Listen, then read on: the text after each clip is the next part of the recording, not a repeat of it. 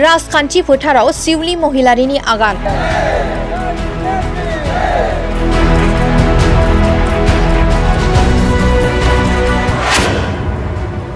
सिउलि महिलारिया BPF हान्जानिफ्राय बिजाथि गसंनो साखाफारा।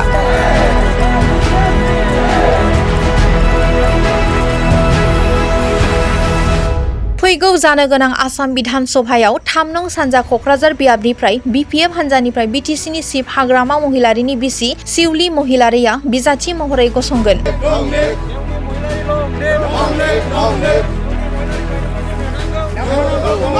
ओनसोलनि रायजो राजाफोराबो फैबाय थानाय आसाम बिधान सभानि बिसायख'थियाव राफोद गोख्रों एबा रोंगौथि गोनां सासे राफोद बिजाथिखौ लुबैदों।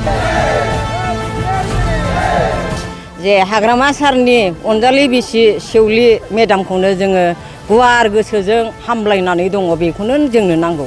सिउलि महिलारिया राजखान्थि फोथाराव ओंखारनायजों लोगोसे समाज सिबिनाय आरो ओनसोलाव जौगाखांनाय हाबाफारि थांखि लायो। ओनसोलनि रायजो राजाफोरनि साखाथियाव थांनानै सुखु दुखु आरो जौगाथायनि सायाव गुवारै सावरायलायो। फैगौ आसाम बिधान सभानि बिसायख'थियाव टिकेट लानानै देरहासार जानो हायोब्ला ओनसोलनि जेंनाफोरखौ बोस्रांनो होननानै बुंथियो।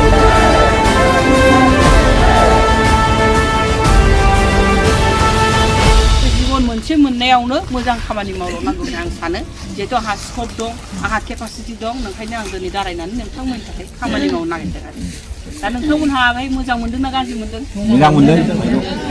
दा फैगौ दिनावहाय आङो जों दासो गारियाव जों रायलायबोदों जे आंनि फंबायफोरजों जे एबारावहाय फैबा प्रत्येकथा गामिनिफ्राय जोङो मानसि सिलेक्ट खालायनानै अबे गामियावहाय बेफोरबायदि थालांखो, माने एकदमबारे करापसन फ्रि, जेरावहाय खुनु बे मानसिफ्रा होनोना पलिटिक्सआव खालि करापसन, फैसा बियो माबा बियो, बेफोरबायदिनो एकदम करापसननिफ्राय मुक्त आरोखि ना, बेखौ जों खामानिखौ मावनानै होगोन आरोखि आरो मावनानै होबा नोंथांमोननिख्रुइ खुसिसिन आं जागोन। जोंनो मेडामखौनो सेउलिखौनो नांगौ, जोंनो जेरैबाबो बेनो एमएलए खौ जानांगौ, जोङो बेखौनो फसायनानै दं।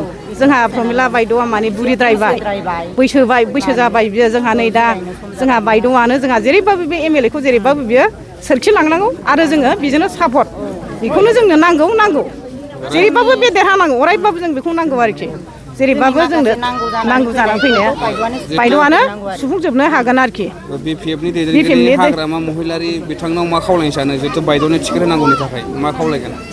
हाग्रामा साराथ' जेरैबाबो बे टिकेटखौ होनांगोन। जोंनि बायद' माने सेउलिनिनो जोंनो बियो हाग्रामा सारा जेरैबाबो टिकेटखौ होनांगौ आरोखि, जोंनो बेखौनो माने सापर्ट बिराद मोजां मोनदों जोंनि पाब्लिकफ्राबो। नोंसोर बबे एरियानि मानसिफोर? जोंना जाहैबाय नैबे सालगुरिनिनो आरो बनसंगुरिनि गामि दरनैजों जोङो बिराद माने सापर्ट बायद'खौ जोङो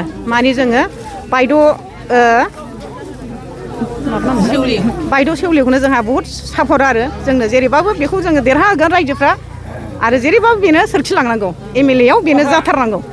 हाग्रामा साराबो जेरैबाबो बेखौ होथारनांगौ, बायद'खौनो होनांगौ। जोंना प्राइमारिया जारबारि बिसिडिसि गोलैयो, ओमफ्राय माबाया बनरगाव समस्ति गोलैयो आरो जोङो दा जोंनि नैबे जर्दानपुर गामिनिफ्राय गामि दरथामजों जखन्थाइ मेल जादोंमोन, ओमफ्राय सेउलि मेडाम फैदोंमोन। दा बेवहाय जोङो सेउलि मेडामखौनो नैबे फैगौ जे 3 नं क'क्राझार बिसायख'थियाव बा इलेक्सनावहाय जोङो बेखौनो हामलायदों। बिथांखौ गोथौ गुवार सान्थौ मेलेमजों बिथाङा साननो हाग्रा सासे इन्टेलेक्सुवेल मानसि आरो बिथाङा गुवार गोसोजों अनफावरि। मेडामा गावनि सय सम्पतिनि थाखाय लुबैयाखै, नाथाय हादोरखौ बा जायगाखौ डेभेलप खालामनो, जौगालु हाबा मावनो थाखाय बिथाङा हामलायनाय बा अननायखौ नुनानै बिथांखौनो जोङो नैबे फैगौ समावहाय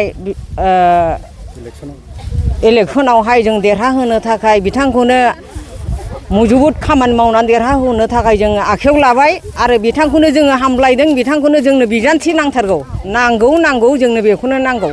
बिथाङाथ' सिगाङाव जानानै थांबाय, मन्थ्रिबो जानानै थांबाय, एमएलएबो जानानै थांबाय। बिथाङा मावा नङा मावदोंमोनबो, नाथाय दा नैबे समावहाय बुरि अबस्था जाबाय हिसाबै बिथांखौहाय एसे जिरायथ'थोंसै होननानै जोङो सान्दों। ओमफ्रायहाय देहाजोंबो खोथा दं माबाजोंबो मेलेमजोंबो खोथा दं बे बुरै अबस्था बिथाङाहाय एसे मेंनाय फैबाय हिसाबै जिरायथ'थोंसै होननानै जों सानो ओमफ्राय जोङो दा जे हाग्रामा सारनि अनजालि बिसि सेवलि मेदामखौनो जोङो गुवार गोसोजों हामलायनानै दङ बेखौनो जोंनो नांगौ।